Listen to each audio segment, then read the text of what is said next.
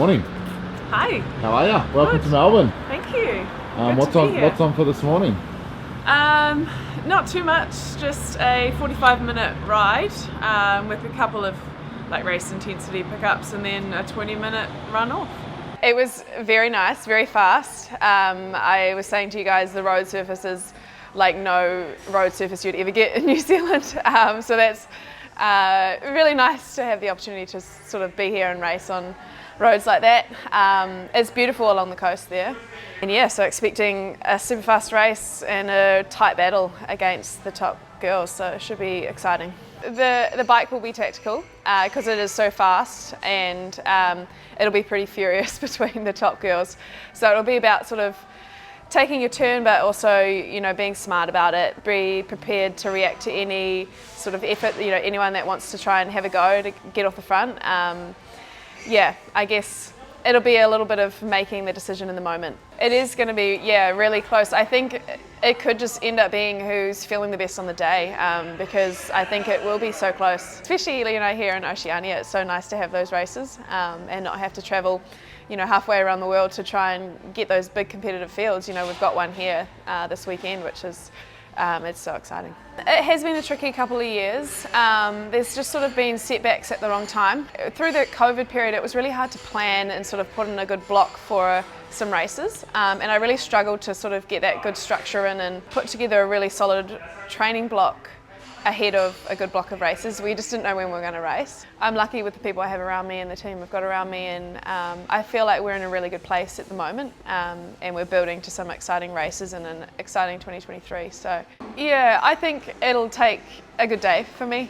My training has been going really well over the last 7 weeks since I've been back at home in New Zealand. Just super consistent. I've done every session, and I've actually started to bring some intensity into my running in particular, which I haven't been able to do early in the year. So I'm feeling excited to test out what I can do, basically. And I think it will take a good day for me because the field is strong. I think whoever wins will need to have a good day. I'm excited to test where I'm at, and yeah, just want to have a good battle, really.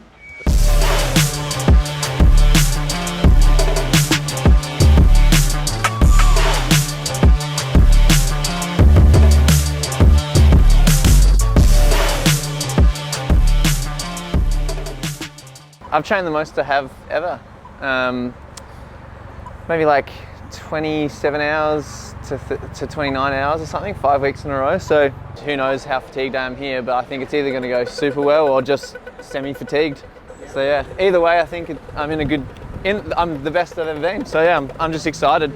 I love it here. I've got good memories running here. Yeah, I just know it can get a little bit windy here. That's about it, but it's fast. Don't know how it goes when there's bike packs and whatnot, but if it's windy, that will help break up things, I reckon. I've been working heaps on my tan. At Sunny Coast, I got a fair bit of abuse out there on the course. They said, go you skinny pale lizard. And I was like, I'm allowed to say it as a joke, but I was joking. I didn't think I was scaly and skinny and pale. I like to think of me as the Adelaide Levi Hervert, however you pronounce his last name. So it's I've got a camera here. I'm pretty used to the media following me, but you might not be. Oh, this is Steve.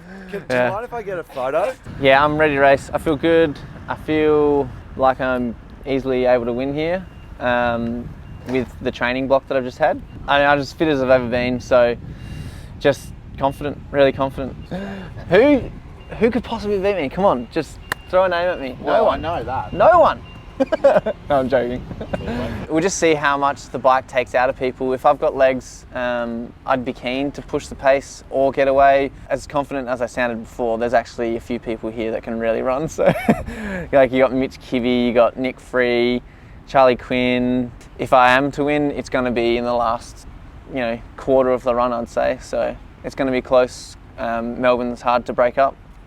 I've never been tactical until maybe Sunny Coast. It's never been a thing, but it might have been like an ego and arrogance thing. Like, I can just go hard from the start and it doesn't matter. But I always knew that I was not even favourite to win those races, and I still race like that. So yeah, now it's like the only way to win is just to be a bit wiser. So we'll just see what happens. You can cut out the arrogant stuff that I said before, can't you?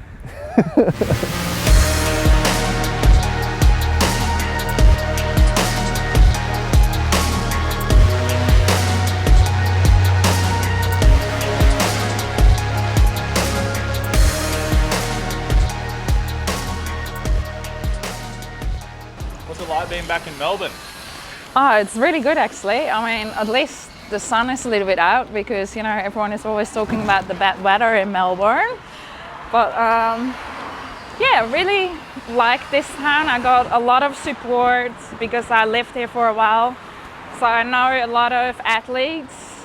Yeah, so it's really good to be back. Yeah. I think because the time that I spent here is so special and it really grows me as an athlete and as a triathlete.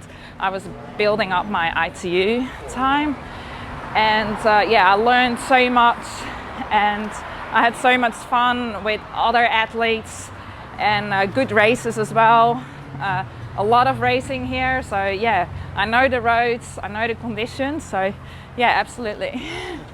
Yeah, it's kind of fast, absolutely. It's just there's still wind always somehow. The wind comes from everywhere here along the coast. I think it's going to be really interesting, and to be honest, I'm really proud of the women in the sport at the moment that we can create a big field, and to be here in Melbourne with so many good athletes, like everyone's has been on the podium, had big results in the world. So yeah, it's absolutely great to just race the best and get that women's sport just on the next level.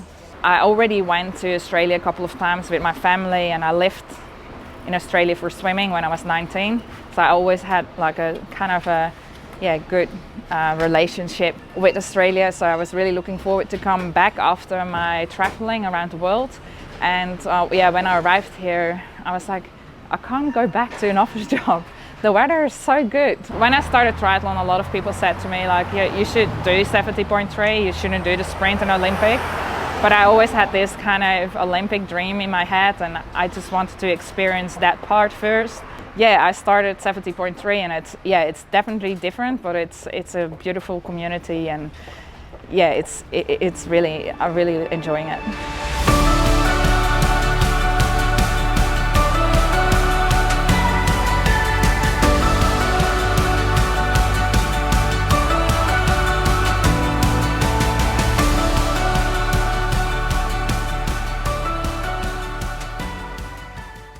So I was diagnosed with cancer, testicular cancer, in May 2021. Unfortunately, it spread to other parts of my body. I required a 12-week chemotherapy treatment, and yeah, through that time, I didn't want to let it hold me back, so I decided that I was going to train throughout every day of chemo, and that sort of kept me positive and kept me driven, and was turning up every day, and decided to go into a race in the same year I was diagnosed. After that, my brother was pretty inspired by it, and he chose that he wanted to do an Ironman, and we did an Ironman, and yeah, that was sort of the cancer journey. It was a big commitment to do, but having that goal and being so driven, it just kept me turning up each day and just having a goal set. I'd want to conquer that goal, and one thing turned into another. It got tough at the later stages of chemo. I was totally immobilised then and just doing little walks and taking the dogs for a walk around the baseball park, but just having that structure during chemo just kept me really driven, and when I would feel these feelings sort of enclose on me, when I'd train, it'd sort of make me feel like human again, and I think it was the best thing for me, was keeping the body moving. Yeah, when you lose your health, it's the only thing you want in the whole world, and once you experience losing it, once you get it back, it's just such a magical feeling. And riding a bike and swimming and running, it's just such a privilege to be able to do those things. I don't know why it's so addictive, but it is. We just love it, and we try to get that blood pumping as much as we can every day. He was getting treatment at Peter Mac, and I hit him up and decided, you know, maybe I might do an Ironman and see if we can get to the finish line together. So that's where that originated, and started going on the path of triathlon. Yeah, as we started doing triathlon, it really brought us closer together. We started, every time we got a spare minute on weekends, we decided to train. We'd take advantage of every second we'd get. So, and it's brought us so much closer together. We're nearly inseparable now. Just over 12 months cancer free. I didn't realise how special it was to me until the day came, and it just takes you back to when you don't have your health, and that day comes where you have a lot of flashbacks and so forth, and it's just really special to have been healthy for now 12 months and to go into this race. I do think about it a lot during racing and comparing where I was, and I think that motivates me, and I hope that story motivates and inspires others from hearing that as well.